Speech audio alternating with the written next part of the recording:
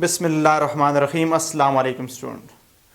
I am Professor Nasar Ahmed Nassar and you are watching my YouTube channel Chemistry Super King.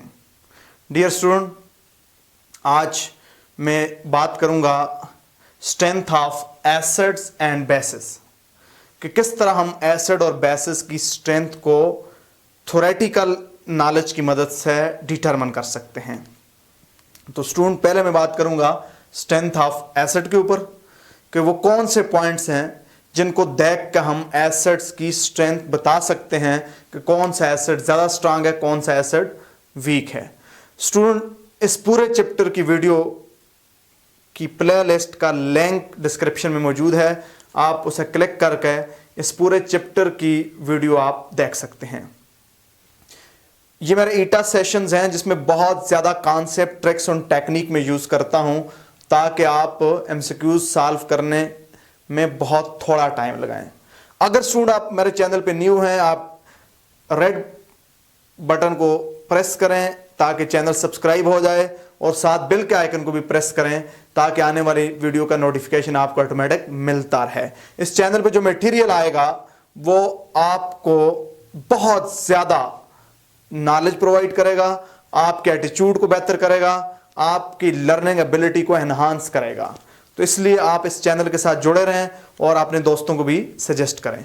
तो student बात करते हैं acid strength. Acid strength determine करने के लिए सबसे पहला पैरामीटर होता है K एंड P के है। हमें अगर डिफरेंट एसिड के K की वैल्यू दी जाए तो स्टूडेंट याद रखना K की वैल्यू और एसिडिक स्ट्रेंथ का डायरेक्ट रिलेशन है।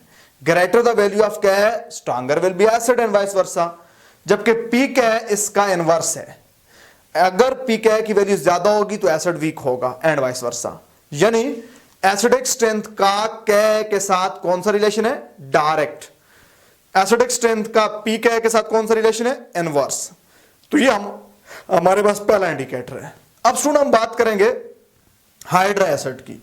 हाइड्रा एसिड वो होते हैं जिसमें हाइड्रोजन और कोई और एलिमेंट हो। हाइड्रा एसिड में बात करता हूं ऑक्सीडेशन स्टेट की। तो स्टूडेंट याद रखना हाइड्रा एसिड में हाइड्रोजन के अलावा जो दूसरा एलिमेंट है अगर उसकी ऑक्सीडेशन स्टेट ज्यादा होगी तो एसिड क्या होगा? स्ट्रांग होगा जी। फॉर एग्जांपल स्टूडेंट HCl में क्लोराइड की ऑक्सीडेशन स्टेट -1 है, यहां पे सल्फाइड की -2 है, तो -1 इज ग्रेटर देन -2। जब हाइड्रा एसिड हो, हाइड्रा एसिड जिसमें हाइड्रोजन और एक एलिमेंट और हो, तो हाइड्रा एसिड में अदर एलिमेंट की ऑक्सीडेशन स्टेट ज्यादा होने से एसिड क्या होता है? स्ट्रांग होता है जी। फॉर एग्जांपल मैंने कह दिया HCl स्ट्रांगर देन H2S। अगर हाइड्रा एसिड में अदर एलिमेंट की ऑक्सीडेशन स्टेट सेम हो तो फिर एसिडिक स्ट्रेंथ साइज से डिटरमिन करेंगे। जिस तरह मेरे पास यहां पे -1 है स्टूडेंट, हमारे पास यहां पे -1 है, यहां पे भी -1 है, यहां पे भी -1 है, यहां पे -1 है। अगर हाइड्रा एसिड में हाइड्रोजन के अलावा बाकी जो एलिमेंट है उनकी ऑक्सीडेशन स्टेट सेम हो तो फिर बाकी हाइड्रोजन के अलावा जो दूसरा एटम है उसका अगर साइज बड़ा होगा तो एसिड स्ट्रांग होगा। यानी size of atom other than hydrogen in hydra acid has direct relation with acidic strength. तो स्टूडेंट ये दो बातें हाइड्रा एसिड के बारे में है, आपका कॉन्सेप्ट क्लियर हो जाना चाहिए। अब स्टूडेंट मैं ऑक्सी एसिड की बात करता हूं। ऑक्सी एसिड ऐसा एसिड होता है जिसमें हाइड्रोजन कोई और एलिमेंट के अलावा ऑक्सीजन भी हो। सबसे पहले बात है कि अगर ऑक्सीजन के अलावा बाकी एलिमेंट सेम हो और तादाद भी सेम हो तो जिसमें ऑक्सीजन ज्यादा होंगे उसकी एसिडिक स्ट्रेंथ ज्यादा होगी। फॉर एग्जांपल स्टूडेंट यहां पे भी Hb आ रहा है, यहां पे भी Hb आ रहा है, यहां पे भी Hb आ रहा है, यहां पे भी Hb आ रहा है। अगर ऑक्सीजन के अलावा बाकी एटम सेम हो, एटम की नेचर और तादाद दोनों सेम हो, नेचर और तादाद दोनों सेम हो, फिर जिसमें ऑक्सीजन की तादाद ज्यादा होगी वो ज्यादा स्ट्रांग एसिड होगा जी। HbRO4 यानी perbromic acid stronger than bromic acid which is stronger than bromous acid which is stronger than hypobromous acid. Student ये पॉइंट भी आपको क्लियर हो जाना चाहिए। अब स्टूडेंट याद रखना अगर मेरे पास ऑक्सी एसिड हो different central atom with same oxidation state, अगर सेंट्रल एटम डिफरेंट हो, ये बात तो उस वक्त थी जब बाकी एटम सेम हो, याद रखना इस पॉइंट को, बाकी एटम की तादाद भी सेम हो, नेचर भी सेम हो, फिर जिसमें ऑक्सीजन ज्यादा होगा वो स्ट्रांग एसिड होगा। अब यहां पे वो वाला फार्मूला नहीं लगाएंगे। अगर हमारे पास सेंट्रल एटम डिफरेंट हो, सेंट्रल एटम डिफरेंट हो लेकिन ऑक्सीडेशन स्टेट सेम हो, लेट्स सपोज स्टूडेंट यहां पे ऑक्सीडेशन स्टेट +5 है, यहां पे ऑक्सीडेशन स्टेट +5 है, यहां पे ऑक्सीडेशन स्टेट +5 है। सेंट्रल एटम सेम और central atom different, oxidation state same हो, फिर जिस सेंट्रल एटम की इलेक्ट्रोनेगेटिविटी ज्यादा होगी वो स्ट्रॉन्ग एसिड होगा। यानी HNO3 में नाइट्रोजन की इलेक्ट्रोनेगेटिविटी ज्यादा है, फास्फोरस है, फास्फोरस की ज्यादा आर्सेनिक है, तो nitric acid is stronger acid than phosphoric acid which is stronger acid than arsenic acid. ये पॉइंट ध्यान में रखना है कि अगर हमारे पास सेंट्रल एटम की ऑक्सीडेशन स्टेट सेम हो, सेंट्रल एटम की ऑक्सीडेशन स्टेट सेम हो और सेंट्रल एटम डिफरेंट हो, सेंट्रल एटम क्या हो, डिफरेंट हो, तो फिर क्या करना, जिसकी इलेक्ट्रोनेगेटिविटी ज्यादा होगी वो स्ट्रॉन्ग एसिड होगा। अगर सेंट्रल एटम की ऑक्सीडेशन स्टेट सेम हो और वो सेम हो, फिर नंबर ऑफ ऑक्सीजन एटम देखने हैं। जिस तरह यहां पे मैं बात करता हूं, अगर सेंट्रल एटम सेम हो तो ऑक्सीडेशन स्टेट डिफरेंट होगी, फिर जब number of oxygen atom different होंगे, तो फिर हमने जब सेंट्रल एटम सेम हो लेकिन उसकी ऑक्सीडेशन स्टेट डिफरेंट हो, तो फिर जिसकी ऑक्सीडेशन स्टेट ज्यादा होगी वो क्या होगा, स्ट्रॉन्ग एसिड होगा। यहां पे +7 ऑक्सीडेशन स्टेट है, यहां पे +5 है, यहां पे +3 है, यहां पे +2 है। स्टूडेंट दो पॉइंट के साथ कंफ्यूज नहीं होना, अगर सेंट्रल एटम सेम हो, ऑक्सीडेशन स्टेट डिफरेंट हो, तो ग्रेटर ऑक्सीडेशन स्टेट वाला स्ट्रॉन्गर एसिड होगा। अगर सेंट्रल एटम डिफरेंट हो, ऑक्सीडेशन स्टेट सेम हो, सेंट्रल एटम डिफरेंट हो, ऑक्सीडेशन स्टेट सेम हो, फिर ज्यादा इलेक्ट्रोनेगेटिव जो होगा वो स्ट्रॉन्ग एसिड होगा। तो इस तरह हम पहचानेंगे। जिस तरह यहां पे भी आप देख सकते हैं स्टूडेंट, हमारे पास यहां पे सेंट्रल एटम बेसिकली क्या है, सेंट्रल एटम बेसिकली हमारे पास यहां पे क्लोरीन है, क्योंकि इसको बेसिकली ऐसे हम लिखते हैं HClO। सेंट्रल एटम यहां पे क्लोरीन है बेसिकली। अब स्टूडेंट क्लोरीन की ऑक्सीडेशन स्टेट यहां पे +1 है, यहां पे ब्रोमीन की +1 है, यहां पे आयोडीन की +1 है। अब सेंट्रल एटम सेम है, तो फिर क्या करेंगे, जिसकी इलेक्ट्रोनेगेटिविटी ज्यादा होगी, क्लोरीन की इलेक्ट्रोनेगेटिविटी क्या है, ज्यादा H, क्लोरीन की इलेक्ट्रोनेगेटिविटी ज्यादा है स्टूडेंट। तो हमारे पास chlorine HOCl stronger acid than HOBr which is stronger acid than HI, ऐसे हम कहेंगे। अगला पॉइंट है स्टूडेंट, इस कैरेक्टर हाइब्रिड ऑर्बिटल में ज्यादा होगा, एसिडिक कैरेक्टर ज्यादा होगा, एसिडिक स्ट्रेंथ ज्यादा होगी। For example ethyne is stronger acid than ethene which is stronger acid than ethane. Ethyne में sp हाइब्रिडाइजेशन होती है कार्बन और हाइड्रोजन की, यहां पे sp2 है, यहां पे sp3 है। sp में इस कैरेक्टर 50% होता है, तो इस कैरेक्टर हाइब्रिड ऑर्बिटल में ज्यादा होने से वो वाला ऑर्बिटल अगर हाइड्रोजन के साथ बॉन्डिंग करेगा तो वो हाइड्रोजन इजीली रिलीज हो सकता है, एसिडिक स्ट्रेंथ ज्यादा होगी स्टूडेंट। नेक्स्ट स्टूडेंट हमारे पास है चार्ज डेंसिटी। याद रखना सिर्फ चार्ज नहीं, चार्ज डेंसिटी, चार्ज और साइज की रेशियो अगर ज्यादा आएगी, चार्ज डेंसिटी जिस कैटायन की ज्यादा होगी, एसिडिक स्ट्रेंथ ज्यादा होगी। अगर मेरे पास फेरिक आयन ज्यादा स्ट्रांग एसिड है कॉपर आयन के मुकाबले, जो ज्यादा स्ट्रांग है पोटेशियम आयन के मुकाबले में। अब स्टूडेंट याद रखना, हमने चार्ज डेंसिटी मालूम करनी है, यानी चार्ज और साइज की रेशियो। वैसे ही आपको बता दूं, चार्ज ज्यादा होने से, पॉजिटिव चार्ज ज्यादा होने से एसिडिक स्ट्रेंथ बढ़ती है, साइज बड़ा होने से कैटायन अगर है तो एसिडिक स्ट्रेंथ कम होती है। फॉर एग्जांपल अगर मेरे पास है जी सोडियम आयन है, लिथियम आयन है और पोटेशियम आयन है, अब इसमें कौन ज्यादा स्ट्रांग एसिड होगा? यहां पे चार्ज बराबर है, चार्ज डेंसिटी का मतलब है साइज बड़ा होगा, चार्ज डेंसिटी कम होगी, क्योंकि चार्ज डेंसिटी मेरे पास होती है चार्ज डिवाइडेड बाय साइज। अब इसकी चार्ज डेंसिटी कम है तो ये कम एसिडिक है, ये ज्यादा एसिडिक है। तो चार्ज डेंसिटी का कैटायन की चार्ज डेंसिटी का एसिडिक स्ट्रेंथ के साथ क्या है? डायरेक्ट रिलेशन है student.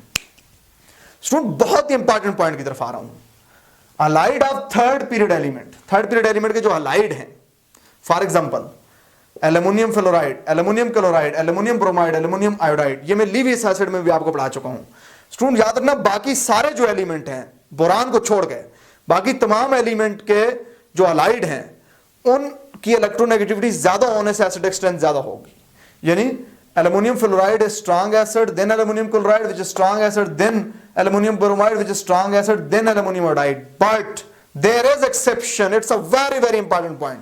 There is exception, but there is exception for boron halide. Boron halide के केस में ऑर्डर उल्ट हो जाता है। क्यों उल्ट हो जाता है स्टूडेंट? याद रखना, बोरान halide के केस में बोरान इलेक्ट्रॉन पेयर इन जो नेगेटिवली चार्ज या जो हाई इलेक्ट्रोनेगेटिव एटम अटैच होते हैं उनसे बोरान इलेक्ट्रॉन वापस भी ले लेता है। बोरान के अंदर ये टेंडेंसी होती है वो बैक डोनेशन करे, तो जितना साइज छोटा होगा बैक डोनेशन ज्यादा आसानी से हो सकती है।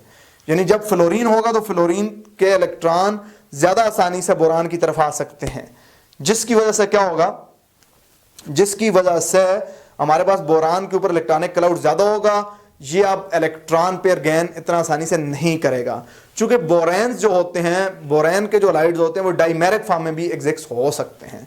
तो बोरान के अंदर ये एबिलिटी होती है कि वो बैक डोनेशन करे, वो हमारे पास पेयर ऑफ इलेक्ट्रॉन को दोबारा गेन करे। जितना एटम का साइज छोटा होगा बैक डोनेशन आसान होगी, और बैक डोनेशन जब आसान होगी तो बोरान के गिर्द इलेक्ट्रॉनिक क्लाउड ज्यादा होगा।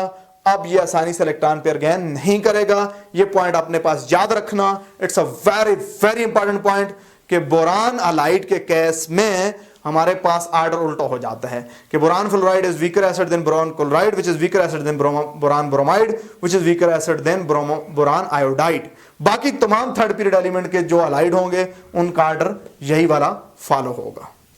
स्टूडेंट नेक्स्ट पॉइंट पे बात करता हूं जी। नेक्स्ट पॉइंट है पॉजिटिव चार्ज। अगर एटम का साइज और इलेक्ट्रोनेगेटिविटी वगैरह सेम हो, अगर एटम का साइज और इलेक्ट्रोनेगेटिविटी वगैरह सेम हो तो याद रखना greater the positive charge more will be acidic strength. Hydronium ion is stronger acid than water which is stronger acid than hydroxyl ion which is stronger acid than oxide ion. याद रखिएगा अगर central atom का size और electronegativity same हो, फिर जितना positive charge ज्यादा होगा उतनी एसिडिक स्ट्रेंथ ज्यादा होगी। तो स्टूडेंट ये सम पॉइंट थे जिनकी मदद से आप एसिडिक स्ट्रेंथ प्रेडिक्ट कर सकते हैं। इन पॉइंट को इस्तेमाल करके आप ये बता सकते हो कौन सा एसिड स्ट्रांग है, कौन सा एसिड वीक है, क्या ऑर्डर है। मैंने एक एक एग्जांपल सबकी कोट की हुई है, इसको और अपने लिए स्टडी कीजिएगा और अंडरस्टैंड करने की कोशिश कीजिएगा। तो स्टूडेंट बात करता हूं स्ट्रेंथ ऑफ बेसिस, लेकिन आपने मेरी वीडियो एंड तक देखनी है और अगर आपने इससे कोई सीखा है कमेंट सेक्शन में आपने लाजमी मुझे फीडबैक देना है। मेरे चैनल को खुद भी सब्सक्राइब करें अगर नहीं किया हुआ, आपने मैक्सिमम दोस्तों तक इसको शेयर करें, उनको सजेस्ट करें कि इसकी एक वीडियो देखें। अगर आपको अच्छी लगे तो फिर सब्सक्राइब कर लें, यानी आपने इस चैनल की प्रमोशन में पूरा पूरा रोल अदा करना है। बात करता हूं स्ट्रेंथ ऑफ बेसिस। स्टूडेंट बात करते हैं स्ट्रेंथ ऑफ बेसिस कि हम बेसिस की स्ट्रेंथ किस तरह प्रेडिक्ट कर सकते हैं। स्टूडेंट सबसे पहला पैरामीटर है के बी।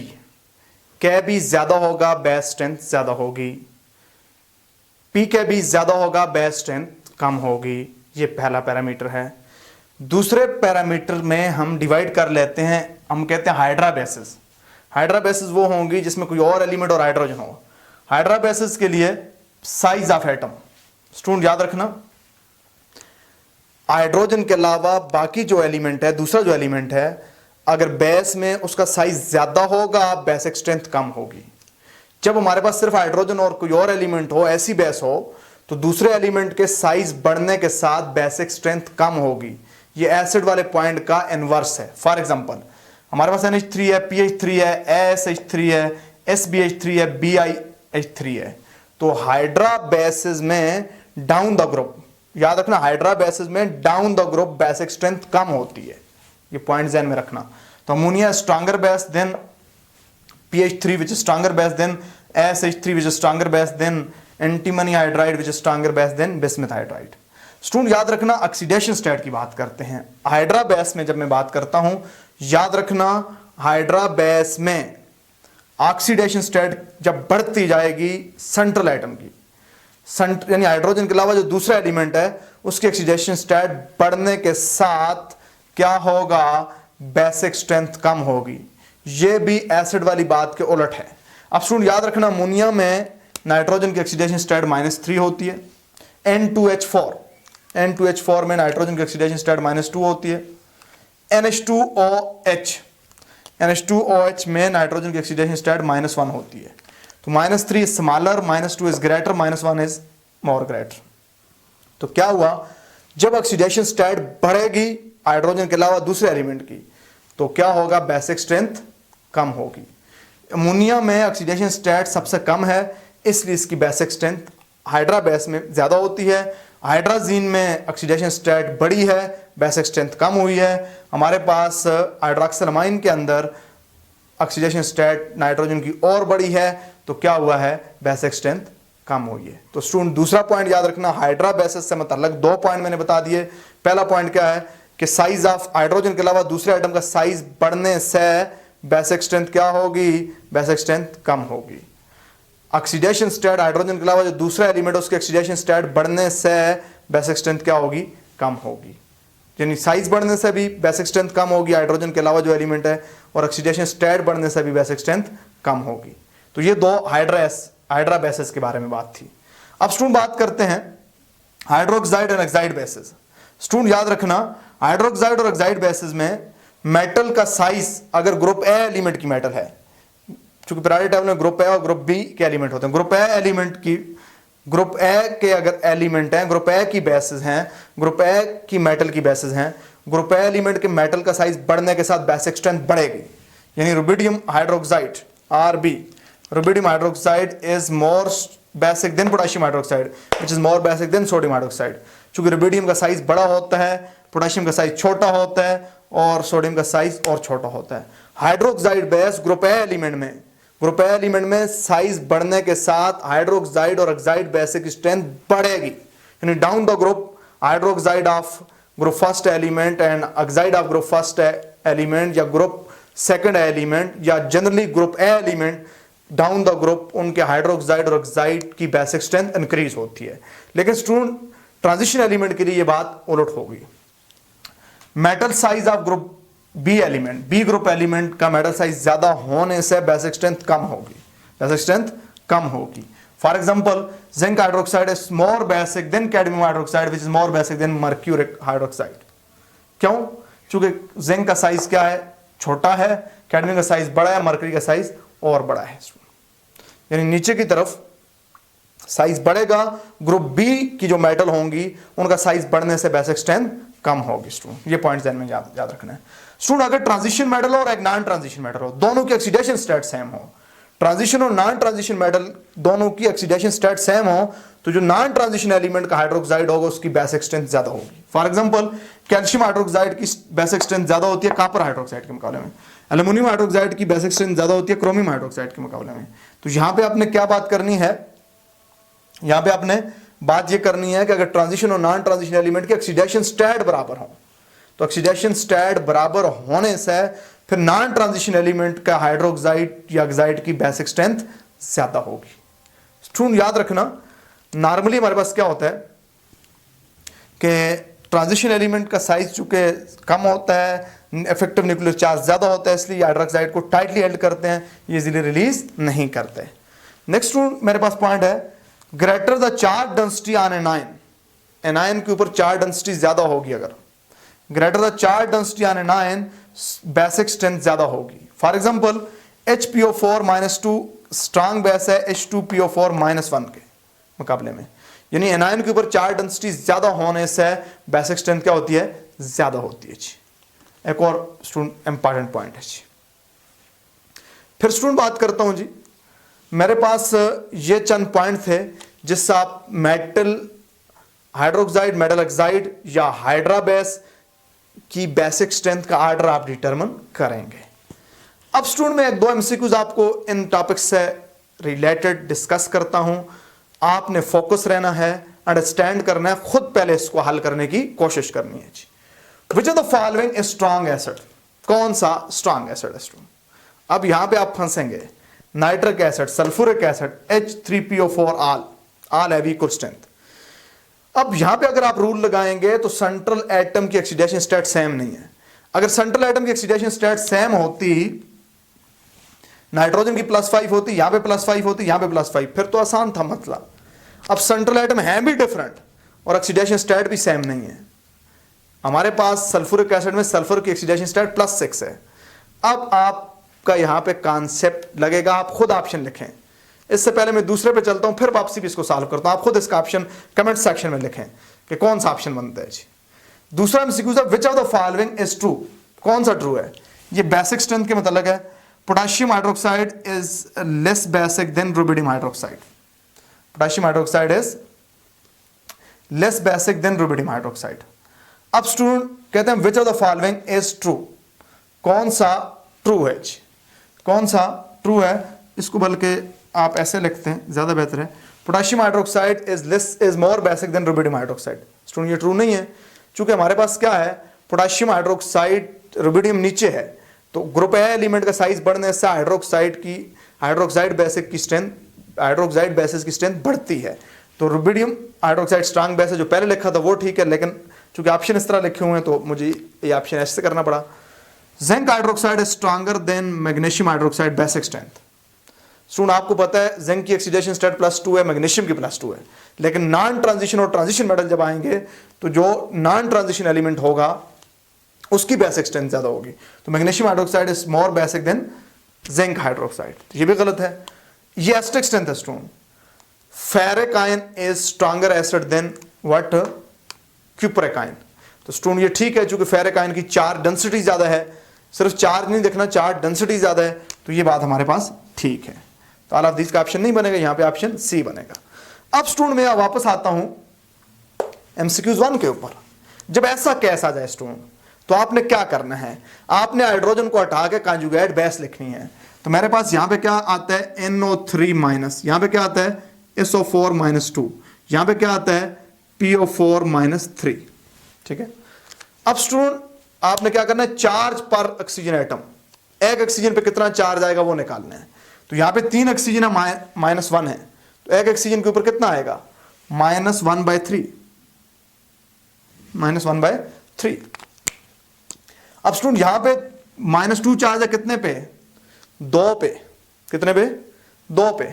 तो -2 डिवाइडेड बाय क्या लगाएंगे, -2 डिवाइडेड बाय 4, -2 डिवाइडेड बाय 4, ये मेरे पास आ गया जी। अब स्टूडेंट आगे आ जाएं, हमारे पास -3 डिवाइडेड बाय 4, -3 डिवाइडेड बाय 4। अब जरा गौर करना स्टूडेंट, अब जब हम गौर करेंगे तो पर ऑक्सीजन एटम इस पे कितना चार्ज आया है, पर ऑक्सीजन यहां पे चार्ज आया -1/3 और यहां पे आया 2/4 पर ऑक्सीजन, और यहां पे आया 3/4, 3/4 आया। अब स्टूडेंट याद रखना, पर ऑक्सीजन जब चार्ज की मैं बात करूंगा, पर ऑक्सीजन में चार्ज की जब बात करूंगा, जिस पे चार्ज ज्यादा आ जाए।